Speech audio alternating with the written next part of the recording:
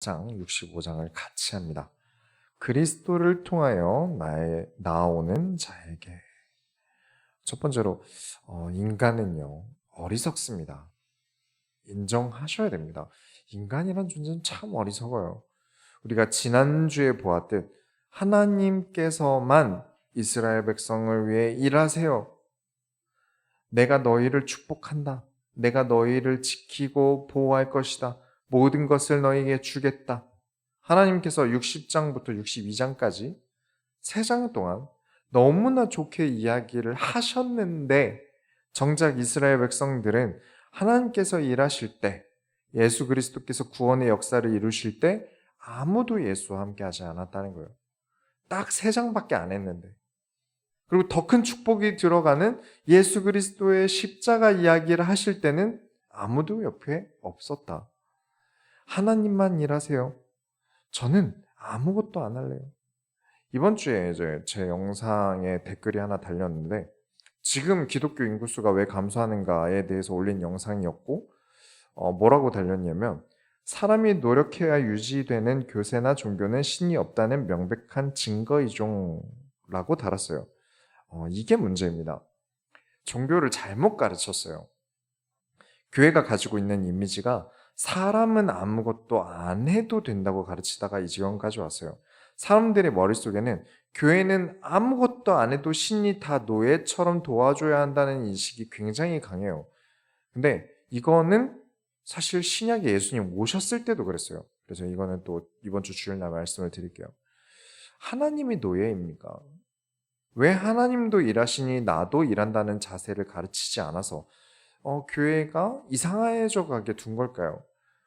제가 신학교에서 간혹 이제 이렇게 좀 깊은 이야기들을 이제 동기들이랑 얘기를 했어요. 지금 교회라는 곳은 개선안이 필요하고 자꾸 이런 식으로 가면 안 되지 않을까? 그렇게 얘기를 하면 다른 쪽에서 너는 왜 그렇게 불신앙을 해? 하나님이 살아 계시는데 왜 이대로 가면 안 된다고 말해? 하나님 아무것도 안 하셔? 그러니까 그런 가스라이팅을 안 당하는 제가 이상한 사람이 돼요. 제가 하나님이 안 살아계시다고 말을 하는 게 아니잖아요. 하나님께서는 우리를 위하여 이렇게까지 하시는데 왜 우리는 하나님께서 하실 거야 라면서 아무것도 안 해도 된다고 가르치냐는 거예요. 뭔가 안 좋은 이야기를 하면요. 뭔가 좀 어두운 이야기를 하게 되면요.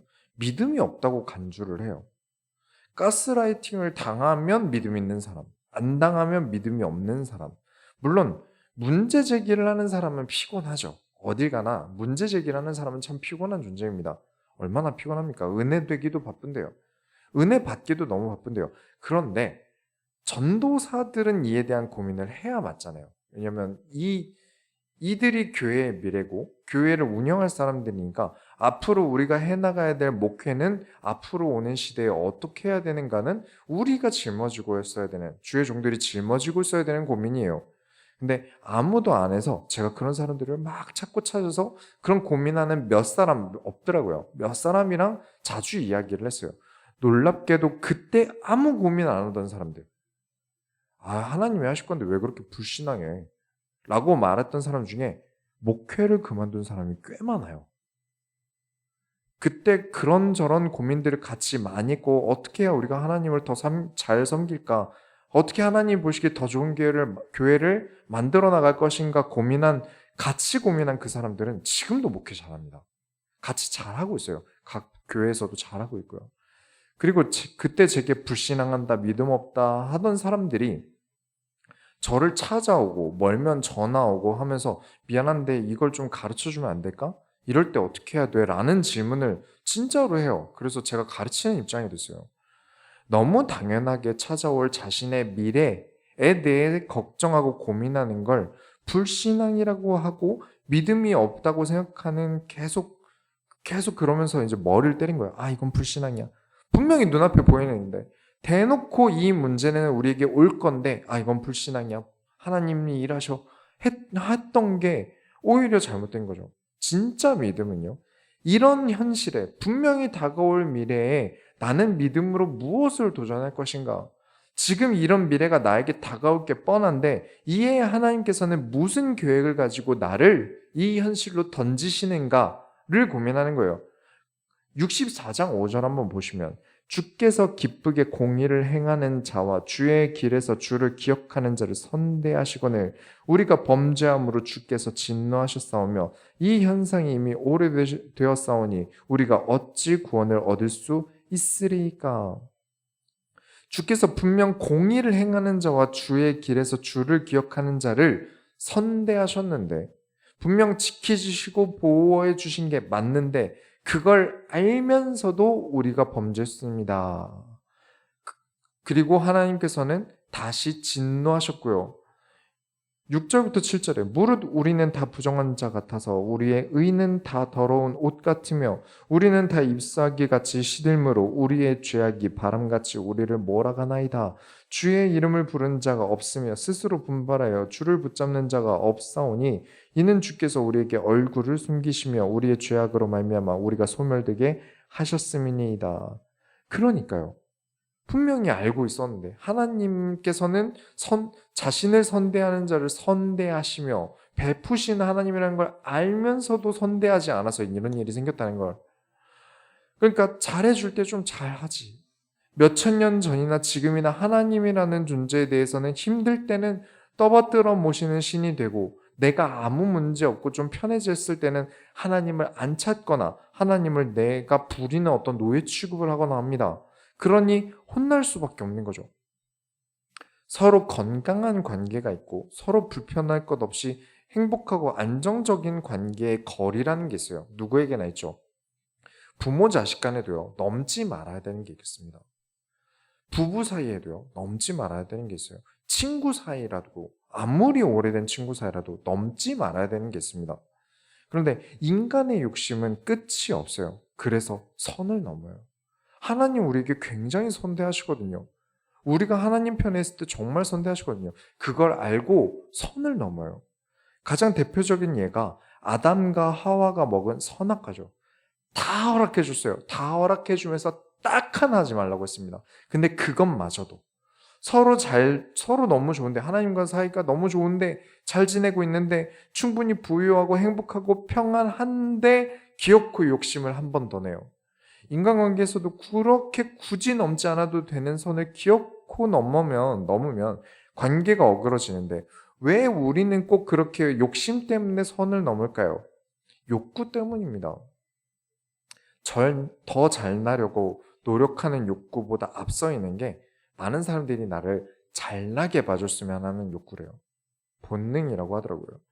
어려운 방법을 건네주면 안 하는데 정말 쉽게 사람들의 관심을 받는 방법을 알려주면 못 참는데요. 전형적인 사기꾼들이 호구를 낚는 방법이라고 하더라고요. 사람들에게 나를 잘나게 보이고 싶은데 쉬운 방법이 있다면 눈이 멀어버린답니다. 그래서 그거에 덥석 미끼를 문다고 해요. 주의 이름을 뭐하러 부르냐? 살만한데. 주를 뭐하러 붙잡냐? 먹고 살기도 바쁜데. 내가 주의 이름으로 뭘 더 얻을 게 없는데 다다익선 아니냐? 이제 다른 신도 더 섬기면 여호와 신도 나에게 복을 주고 다른 신도 나에게 복을 주고 더블로 오겠지. 어리석습니다. 정말 사람의 욕심과 욕구는 사람을 어리석게 해요. 두 번째로 마치 특권과 의무처럼 생각합니다. 무슨 뜻이냐면 8절부터 9절에 그러나 여호와여 이제 주는 우리 아버지시니이다. 우리는 진흙이요 주는 토기장이시니 우리는 다 주의 손으로 지으신 것이니이다. 여호와여 너무 분노하지 마시오며 죄악을 영원히 기억하지 마시옵소서. 구하오니 보시옵소서 보시옵소서. 우리는 다 주의 백성이니이다. 주님 하나님 이런 백성이라도 분명히 이렇게 죄 짓는 백성이라도 그래도 하나님은 우리 아버지 되시고 하나님께서 우리를 지으셨으니 이제 좀 너그럽게 봐주세요. 너무 분노하지 마시고 좀 봐주세요. 우리는 주의 백성입니다. 지금 시온이 광야가 되고 있고 예루살렘이 황폐해졌는데 12절에 여호와여 일이 이러하거늘 주께서 아직도 가만히 계시려 하시나이까. 주께서 아직도 잠잠하시고 우리에게 심한 괴로움을 받게 하시려나이까. 네, 타반나는 백성 맞습니다. 맞을 짓 한 거 맞습니다. 역시 잘해준다고 될 백성도 아닙니다. 그렇다고 언제까지 여호와여 우리를 그냥 두시겠습니까? 도와주세요. 라는 질문으로 64장이 끝나요. 그런데 65장 1절 대답이 걸작입니다. 하나님의 대답이 무슨 대답을 하시냐면 65장 1절에 나는 나를 구하지 아니하던 자에게 물음을 받았으며 나를 찾지 아니하던 자에게 찾아냄이 되었으며 내 이름을 부르지 아니하던 나라에 내가 여기 있노라 내가 여기 있노라 하였노라. 이게 무슨 뜻이냐면요, 64장에서 자신들만이 하나님의 백성이라고 믿고 있는 이스라엘, 그렇죠? 그래도 우리는 주의 백성 아닙니까? 도와주세요. 이스라엘에게 하나님께서 증하시는 말씀은 심장을 찢는 말씀이에요. 나를 구하지 아니하던 자, 나를 찾지 아니하던 자는 패역한 이스라엘 백성을 말하는 게 아닙니다. 이방 나라를 얘기하는 거예요. 이방 나라인데 이스라엘 백성이 아닌 백성 중에 누군가는 하나님을 찾았다는 겁니다. 이방인 중에도 하나님을 찾았다는 거예요. 그 나라 민족이 아닌 이방 민족이 하나님을 찾았고 하나님께 물었고 하나님을 구하였기에 하나님께서 너넨 이스라엘 백성이 아니잖아. 왜 나를 찾아? 라고 하시는 게 아니라 두 번이나 반복해서 너무 반가우셔서 그래요. 두 번이나 반복해서 내가 여기 있노라 내가 여기 있노라. 놀라신 거예요. 나를 찾는구나 나를 찾는구나. 이스라엘만 하나님께서 만드신 백성이 아니라는 겁니다. 64장에서는 우리가 하나님의 백성이잖아요. 이스라엘만 하나님의 백성이잖아요. 라고 얘기했는데 하나님께서 너희만 내 백성 아니야. 나는 모든 천지를 만들었어. 모든 인간이 하나님께서 만드신 백성이에요. 이방인 중에도 나를 찾는 사람들이 있었다. 그래서 내가 그들에게 갔다. 그런데 이스라엘아 너희는 나에게 어떻게 했느냐. 65장 2절부터 3절에 내가 종일 손을 펴서 자기 생각을 따라 옳지 않는 길을 걸어가는 패역한 백성들을 불렀나니 곧 동산에서 제사하며 벽돌 위에 분향하여 내 앞에서 항상 내 노를 일으키는 백성이라. 내가 온종일 손을 펴서 너희를 불렀다. 이방 민족, 이스라엘 민족 누구나 할 것 없이 어쨌든 나는 너희 모두를 불렀다. 그런데 너희는 어떻게 했느냐? 우리 소원교회가 항상 매번 강조하는 그것. 자기 생각을 따라 옳지 않은 길을 걸어가는 사람을 하나님께서 뭐라고 부르십니까? 패역하다. 지금 읽은 구절 안에 있는 내용이에요. 그래서 하지 말라는 겁니다. 제발 감정대로, 느낌대로 행동하지 말라는 게 그렇게 인간이 본능대로만 움직이면 하나님을 안 찾는다는 거예요. 그대로 하나님께서는 계속 손을 펴서 불렀지만 사람들은 어쩌다 한번 우상숭배를 한 게 아니라 3절대로 항상이라는 단어를 붙여요. 항상 내 노를 일으키는 백성이라. 그런데도 마치 특권처럼 저희는 하나님의 백성이니까 저희를 도와주셔야죠. 보호해 주셔야죠. 아무리 죄를 져도 하나님께서 지으신 백성이니 구해 주셔야죠. 자신들은 특권이고 하나님께서 도우시는 것은 의무처럼 얘기했다는 거예요. 하나님께서 우상숭배 중에도 가장 가증하게 여기시는 게 있어요. 우상숭배 자체를 싫어하시는데 그 중에서도 가증하게 여기시는 게 5절에 있습니다. 사람에게 이르기를 너는 내 자리에 서 있고 내게 가까이 하지 말라. 나는 너보다 거룩함이라. 하나님께서는 교회를 지체로 표현하시죠. 누가 더 높고 낮음이 없어요. 각자의 역할이 있는 거예요. 더 높고 낮은 게 없다. 단 넘지 말아야 될 선을 서로 넘지 말아라. 손이 발의 역할을 할 수 없고 발이 손의 역할을 할 수 없다. 입이 눈의 역할을 할 수 없다. 서로 간의 역할에 충실하라는 게 교회예요. 그런데 우상숭배는 어딜 너같이 낮은 사람이 여기로 와. 내가 너보다 거룩한 사람이야. 손 넘지 마. 이것을 하나님께서 우상숭배자들을 볼 때 가장 가증히 여기신다는 거죠. 우리 로마서 보았죠. 믿음이 더 있는 사람이, 더 거룩하게 사는 사람이 믿음이 연약한 사람을 품고 연약한 사람을 받아주라고 가르쳐요. 근데 우상숭배는 어떻죠? 반대로 한단 말이에요. 그런데 아시다시피 이런 마케팅은 언제나 먹힙니다. 높은 사람을 만들어야 돼요. 그 사람을 만나고 싶은 사람이 그래야 늘어나요. 하나님께서 원하시는 교회는 정말 재미없는 곳입니다. 왜냐하면 건강한 곳이거든요. 진짜 성경대로 교회가 서 있다면 정말 재미없을 거예요. 왜냐? 건강한 곳이에요.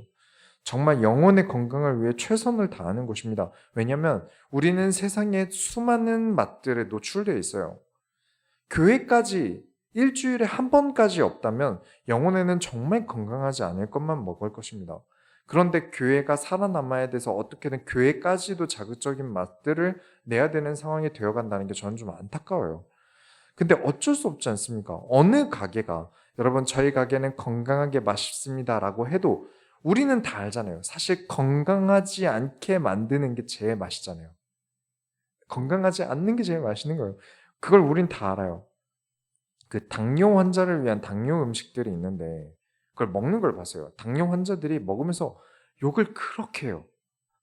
너무 맛없다고. 진짜 맛없다고 욕을 해요. 만드는 사람은 어떻게든 당이 안 오르는 맛있는 걸 만들려고 보려고 정말 기를 쓰고 만든 게 그 정도 아니겠습니까?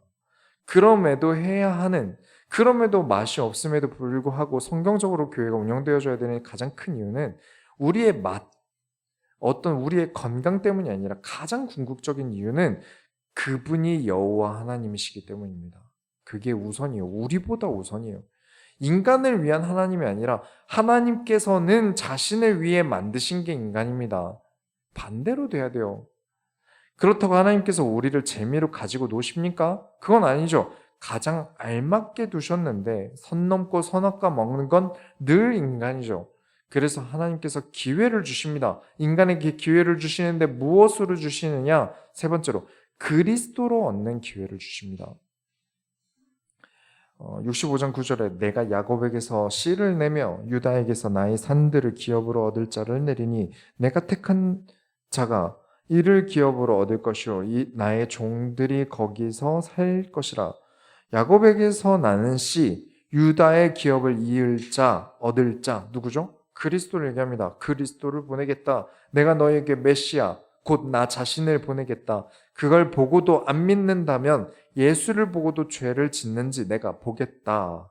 너희가 그리스도로 살아간다면 16절에 이러므로 땅에서 자기를 위하여 복을 구하는 자는 진리의 하나님을 향하여 복을 구할 것이요 땅에서 맹세하는 자는 진리의 하나님으로 맹세하리니 이는 이전 환난이 잊혀졌고 내 눈앞에 숨겨졌습니다.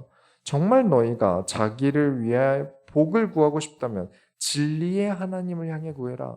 눈 다른 데 돌리지 말라는 거예요. 여기 복 구했으니까 저기도 복을 구하면 더블로 받겠지.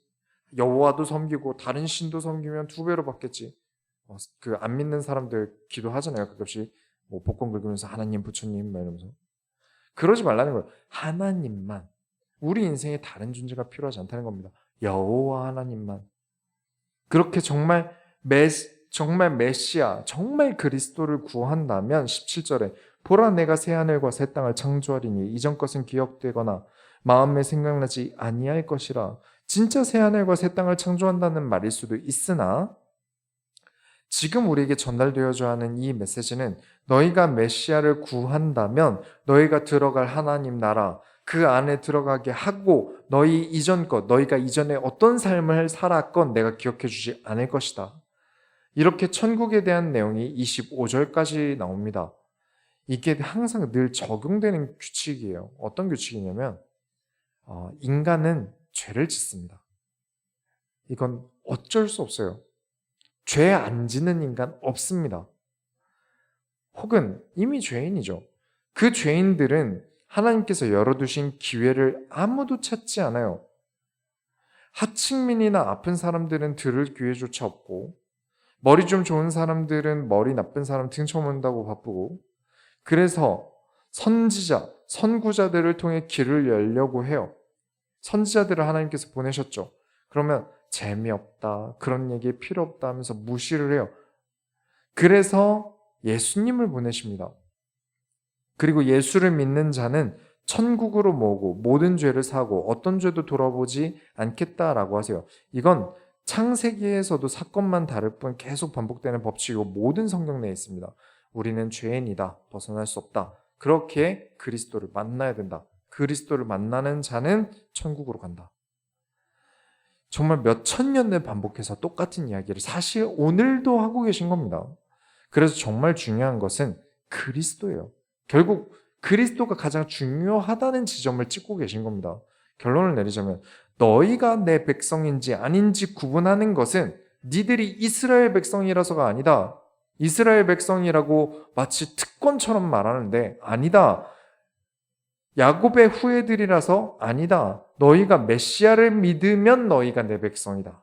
너희가 그리스도를 믿으면 너희는 내 백성이다. 너희가 그리스도를 의지하여 살아간다면 너희는 내 백성이다. 하나님 나라의 백성은 그리스도를 통하여 하나님께 나아간 자들이 하나님 나라의 백성이 됩니다. 내가 다 주겠다. 내가 너희에게 복을 주겠다. 너희에게 모든 것을 주겠다 해서 사람들은 돈이나 명예나 이스라엘 같은 경우는 다른 나라들이 다 망하고 유대인이 최강국이 되어서 아무것도 안 해도 다른 나라가 다 다 가져와서 막 바치는 그런 나라를 꿈꿨지만 그래서 기다렸는데 하나님은 정말로 모든 것을 유대인에게 주셨어요. 근데 본인들이 마음에 안 드는 거예요. 하나님은 모든 것이라고 주셨는데 그 전부가 마음에 안 드는 거죠. 하나님의 전부가 갈릴리 목수 아들이래요. 정치권을 장악할 줄 알았는데 정작 십자가를 지고 죽어요. 그래서 인정을 못 합니다. 하나님은 전부라고 주신 게 자기들이 생각한 전부랑 달랐거든요. 하나님의 전부이면 막 영광이 드러나고 막 얼굴은 브래드 피트 같이 생기고 그래야죠. 디카프리오 리브지 시절 외모에 막 왕족으로 태어나야지 출신만 다의 혈통인 게 무슨 의미가 있습니까? 그렇게 예수님이 얼마나 큰 선물인지 몰랐던 거죠. 우리는 알아야 됩니다. 여러분 군주론 아시죠? 군주론에 이런 글이 있어요. 인간은 대체로 내용보다는 외모를 통해 사람을 평가한다. 누구나 다 눈을 가지고 있지만 통찰력을 가진 사람은 드물다. 정답입니다. 인간은 외모를 통해 사람을 평가하고 통찰력 있는 사람은 드물다는 건 다수가 잘못된 판단을 하면 그 다수의 판단을 따라 움직인다는 거예요. 옳은 판단에 대해서는 다수가 따라다니질 않아요. 사람들이 다 예수가 메시아 아니다라고 외모를 보고 평가해도 우리는 예수를 외모를 보고 평가하지 말아야 합니다. 저는 예수님 얼굴도 못 봤는데요. 그 이야기가 아니에요. 성경에서 예수님의 가르침에 무리들이 뭐 저런 걸 가르쳐요 하면서 떠나가고 그랬어요. 자기들이 원하는 말을 안 해요. 자꾸 딴소리를 해요. 그렇다고 많은 무리들이 예수님을 떠나기도 했어요. 예수님께서는 이런 얘기를 하시길 바라셨대요. 왕이 되겠다. 그래서 내가 다른 민족 다 쳐부수고 이스라엘 강대국 만들고 너희를 고생 하나도 안 해도 먹고 살게 해주겠다. 이런 말을 기대했는데 자꾸 나는 생명의 떡이니 나를 먹어라. 그리하면 내가 너희 안에 거하고 너희도 내 안에 거한다. 아무리 말해도 본인들이 원하는 대로 이야기를 예수님이 안 하신단 말이에요. 이 비유가 드러나는 것, 보여지는 것, 외모만 보고 따르는 자들이 있다는 것이죠. 그래서 우리가 해야 될 것은 예수 그 자체를 사랑해야 되는 것입니다. 100번 양보해서 정말 복을 얻고 싶거든 항상 예수를 구하셔야 됩니다. 복을 구하는 게 아니라 예수를 구하셔야 돼요. 이렇게 이제 이사야서는 다음 주가 마지막이 됩니다. 정말 우리 인생의 평화는 그리스도를 알 때부터입니다. 하나님과 나 사이의 중재자 되시는 그 그리스도를 우리가 함께 해야만 평화가 있고 평강이 있는 것입니다. 그렇게 우리는 항상 그리스도와 함께 합시다. 우리가 하나님의 손을 이뤄드립시다. 하나님 감사합니다. 오늘도 우리에게 말씀을 주심을 감사드립니다. 이사야 말씀을 보면서 우리가 항상 그리스도를 구해야 될 이유를 알게 하여 주옵소서. 살아계신 예수 그리스도의 이름으로 기도드렸습니다. 아멘.